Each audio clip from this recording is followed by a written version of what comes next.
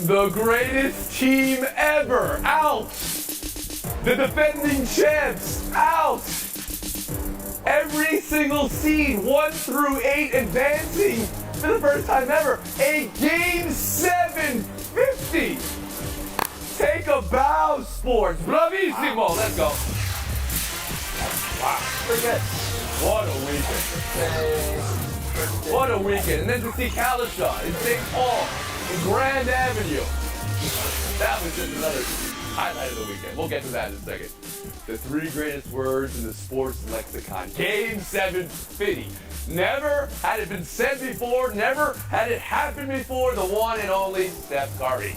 There's a question whether this was the crowning achievement in his career, non-championship edition. Whether, this one game, if win it or go home and maybe the end of the dynasty and he shows that like that, elevates him. And there's the nuts and bolts of this game. Golden State just pantsing Sacramento in the second half for the road Game 7 win. But let's start with Curry, because on his head it's a ludicrous question. He's got 4 rings, 2 MVPs, pretty unanimously thought to be the greatest shooter of all time. But Pablo, around the horn to you, does a Game 7 50 move him up the all-time list? Oh, Tony, it has to move him up every possible list. To me, Steph Curry now is clearly the greatest offensive player of all time.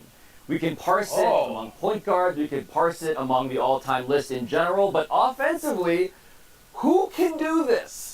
Look, the greatest shooter of all time has always been a funny title to me because I've been told that shooting is important in the NBA. Certainly we understand that now since the advent of the three-pointer. This is the greatest we've ever seen at scoring the basketball. And no, he doesn't have the total numbers of LeBron, certainly, and Jordan, but in terms of get me a bucket when your second best player is Kevon Looney, like the arguments against Steph, Tony, had been that he has all of this help. The second best player on his team was Kevon Looney on the road in a Game 7. He did something that no one else has ever done. To me, it shouldn't be that controversial, and I believe it's true. Okay. Greatest offensive player in the history of... Okay, I was expecting, now he's a top 3 point guard, now he's a top 10 player. You go even, I guess, bigger than that. As you say, shooting, kind of important the ball. part of the NBA. A little bit. Kevin Blackistone on what you say from Curry.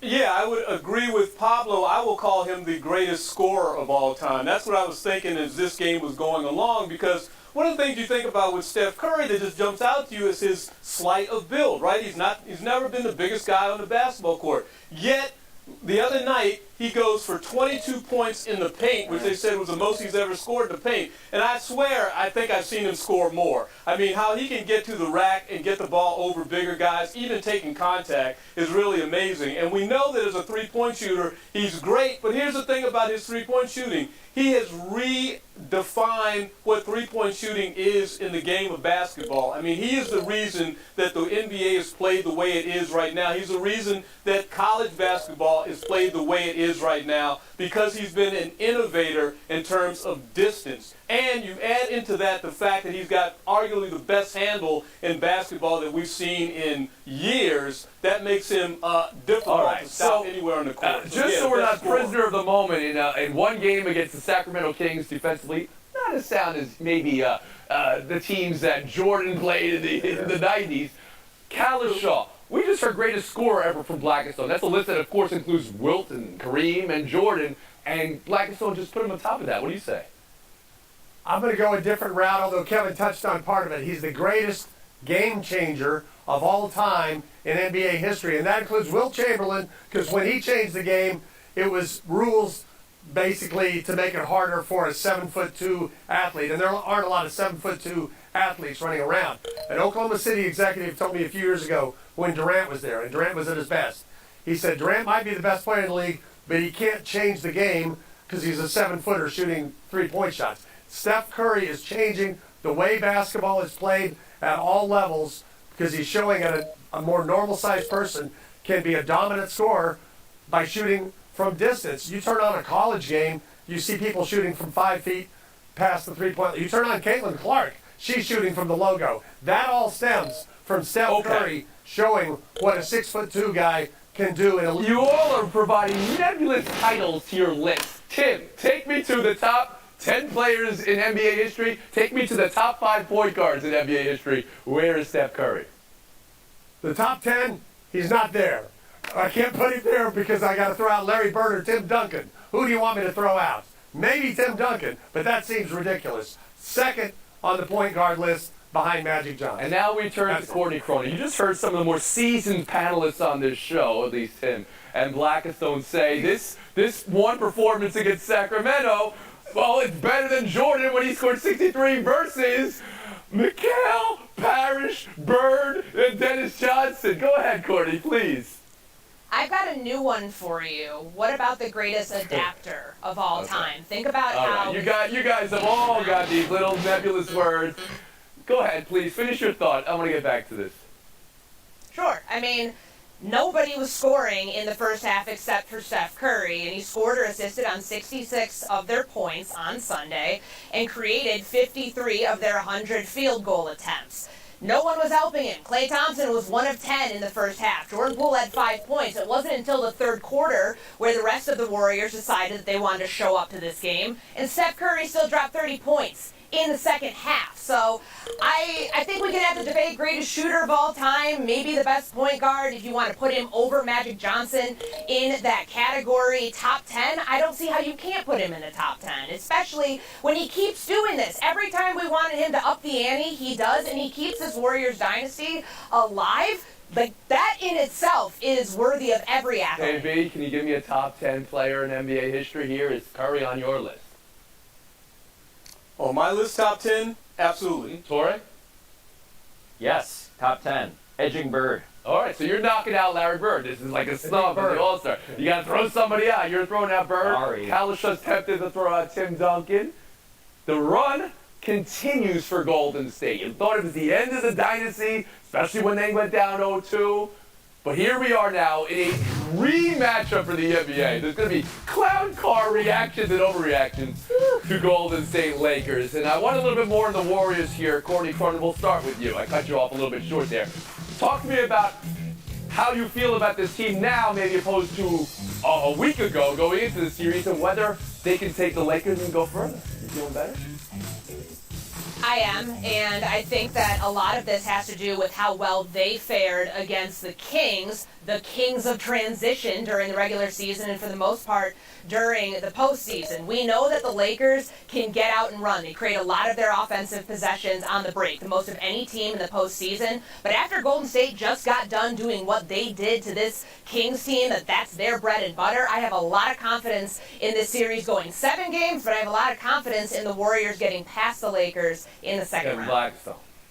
It'll depend on what Kevon Looney can do against AD. Because with Sabonis, he just dared Sabonis to shoot mid-range jump shots, just backed off him, and Sabonis was absolutely horrible in Game 6 and not much better in Game 7. I don't think that AD will take that kind of bait. You can't lay off of him. Not only that, they rebound the basketball 1 and 2 in the playoffs right now, and that's going to be a big difference. Pablo Torre?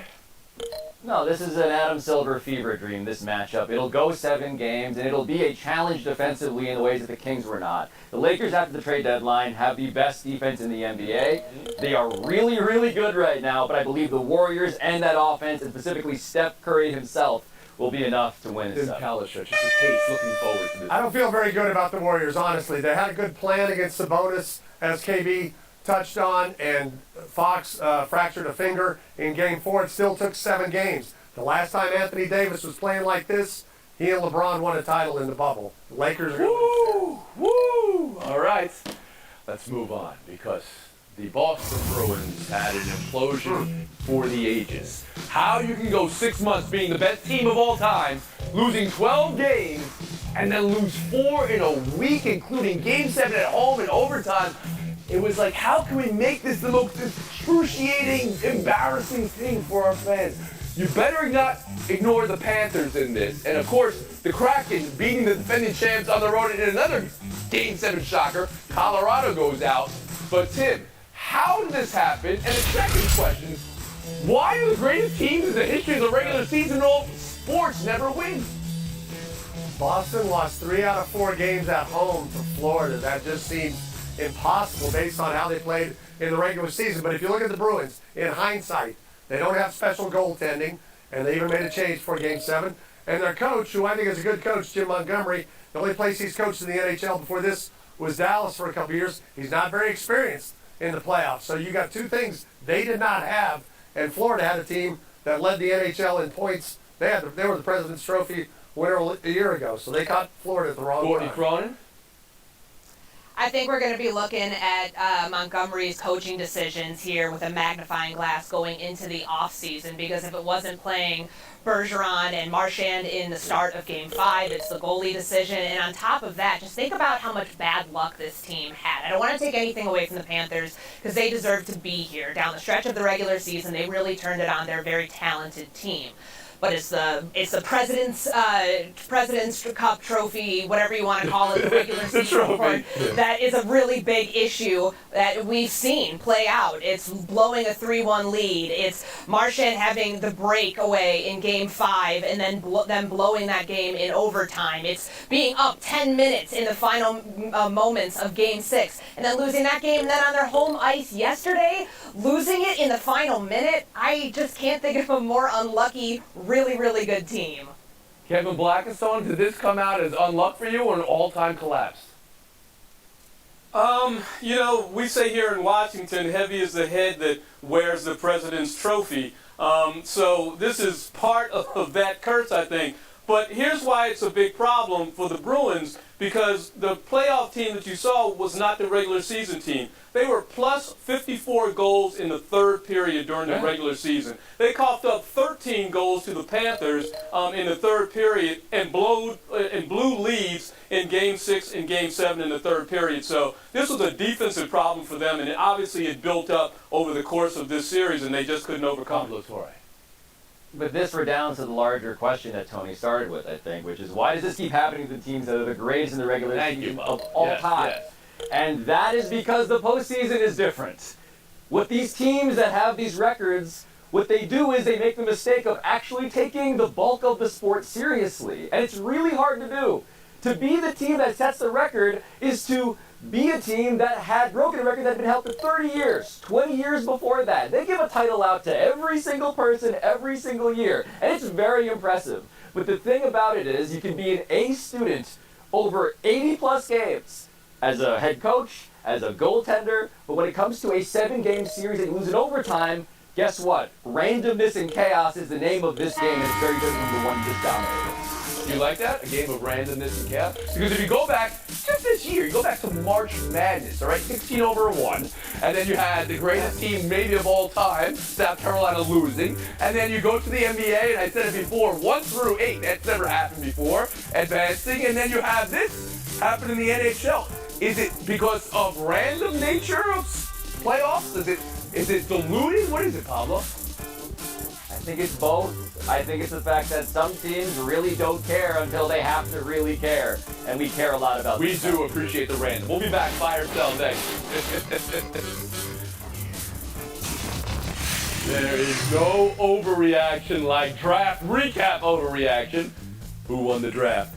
Before anybody puts pads on. However, I'm Sudan. I need it anyway. Courtney Cronin, this is not an overreaction, just a plain reaction. You nailed this. On our last show before we took our break, you had Philadelphia making the move for Jalen Carter. Boom! Here's your bonus for that, and what's your biggest takeaway?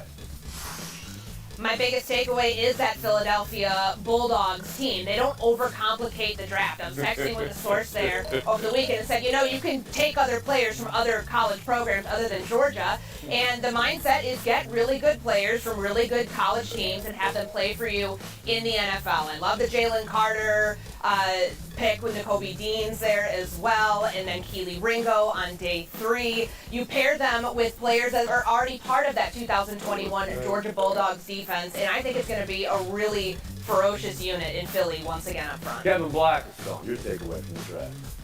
Well, I just love the way we all talked about quarterbacks. Who's going to go number 1? Would Anthony Richardson go high? What about this Will Levis kid at the very end? And guess what? We had 2 running backs taken in the top 12. That was amazing to me. Bijan Robinson, who I thought in years past could have been a number 1 pick given what he did in college. And then Jahmyr Gibbs gets taken at number 12. That's the first time running backs have been selected that high in the first round since 2017. Right, and there's a reason for that because of how teams prioritize the running back position in the NFL. Do you think Well, even in Detroit's case, at number 12, it's Right. going to work out for them. Everyone loves. Well, go ahead. Right. Well, they pick up Gibbs. They got rid of Swift, so I assume he's going to come right in and start. And maybe that's a little different thinking in the league about how you can use So running you backs in this appreciate it for quarterback-driven zigging where others have zagged, or vice versa. Pablo Exactly. Torre, go to you. Oh, my takeaway is the zag, though. The zagging and zagging and zagging and zagging to the point of 12 quarterbacks taken in the first 5 rounds, a record in the common draft era. And so as much as we're talking about ways that teams can find the market inefficiencies, the reality is teams are again going heavy on quarterbacks. They will again in the upcoming draft next year. And also, they don't know anything. Brock Purdy, to me, Tony, is the name I keep on thinking of because that dude was the last guy taken, and he is the most important player of all those quarterbacks seemingly taken in actually deciding meaningful football games. So, yeah, nobody knows Jack Bleep. Thank you for that, Pablo Torre. Tim Kalisha. In 3 years, I want to see how Houston did getting Stroud and Will Anderson Right. at 2 and 3. But Courtney's right. Philadelphia, especially here in Dallas, Philadelphia kind of hovers over the entire draft, not just the picks, but the trade. Detroit drafted running back. We'll take DeAndre Swift for a third-day pick. Slide him in where Miles Sanders used to be. It was just like another perfect draft for them. Howie Roseman, it's almost the Breaking Bad. He can't keep getting away with this. We'll move on. How the Heat went into Madison Square Garden yesterday, put a clinic on the Knicks on how to close the game out. Kevin Love outlet pass game, the Kyle Lowry finish game. Jimmy Butler was hobbled. The Knicks never went at him. And Jalen Brunson said the loss is on him. Pablo, what's the game one takeaway in this series? Oh, that my nostalgia from my mid-90s childhood is so much better than the reality of what this game was. And I had been raised on violence and vengeance and revenge, and the opposing coach, Tom Thibodeau, former coach of Jimmy Butler, they don't attack him. Yeah. They don't try to exploit that injury. It was baffling and antithetical to the whole theme of what this series is supposed to be. Tim Kalisha. My takeaway is that the rest of the series will be very different. The Knicks will have a different approach, and they'll probably have Julius Randle back sooner rather than later, and that'll make a huge difference. I don't know if Jimmy Butler can do this almost by himself. That's what it looks like. We said that game 5 and 6 and 7 of last series. Courtney Cronin, you actually gave them a chance because of what Butler was doing. Here's more bonus for your picks last week. Now go ahead on this one. Turning back the clock, the Kyle Lowry game, 18 points, 6 assists, and 4 blocks. My goodness. We know that Gabe Vincent's the one who had the dagger shot, the contested 3 that put them up 6 late in the game, but it was Kyle Lowry taking the reins of this offense, especially when Jimmy Butler rolled that ankle to help them cruise to this win. He is my biggest takeaway. JB. Yeah, I didn't think that the Heat had this in them without having a full throttle of Jimmy Butler, particularly in the fourth period. But they are more than Jimmy Butler, and that's got to be frightening for any NBA team, for the Knicks, for the rest of this series.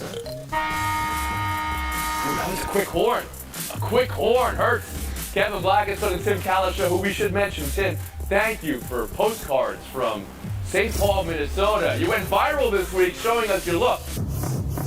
Rangers Devils game 7 tonight in Jersey. Winner gets the second round and writes to the Statue of Liberty, which that's the 19 greatest words in the sports lexicon. Courtney, how will this 7 be won? Tony, the fourth win is always the hardest to come by. The Rangers have the experience, they have the edge in goaltending, and they have a lineup of stars that carry a big momentum boost from Game 6, and they will carry that over into the second round. Pablo Torre. And they have the experience. They've won 6 of their last 7 games when facing elimination. Last year in the playoffs, they won 2 rounds and they were down 3-2. They are desperate. They rely on mistakes. The Devils are making mistakes, but they take advantage of those mistakes. I think the desperation may be equal going into a winner-go-home game, Pablo. Road teams have been running the rink in the NHL playoffs. We both have the Rangers on the road tonight. We'll move on. Showdown 2, Suns-Nuggets game 2. Denver and Woody Page feeling good after game 1. Pablo, do the Suns bounce back with a win tonight? I don't think they do because the 2-man game of that guy Jamal Murray and that guy Nikola Jokic was unstoppable in the pick and roll. I don't know how you stop it. Murray had 34 points, 28 on jumpers. Good luck defending that with DeAndre Ayton. Courtney? DeAndre Ayton said that they don't lose twice. That's their motto. They better not, because this is not the same Nuggets team that the Suns played 2 years ago and swept in the postseason. They also need a little bit more than Kevin Durant and Devin Booker to show. Who you got tonight, Courtney? I have the Suns in game 2. I can't go away from any of your predictions after you hit everything from this weekend. And that decides it. Courtney Cronin, 30 seconds. One of the coolest moments you will ever see took place in the 6th round of the draft. Chris Vaughn, the assistant director of college scouting for the Dallas Cowboys, got to pick up the phone and place a call to his son, Deuce Vaughn, a running back from Kansas State that was drafted by the Cowboys. He said,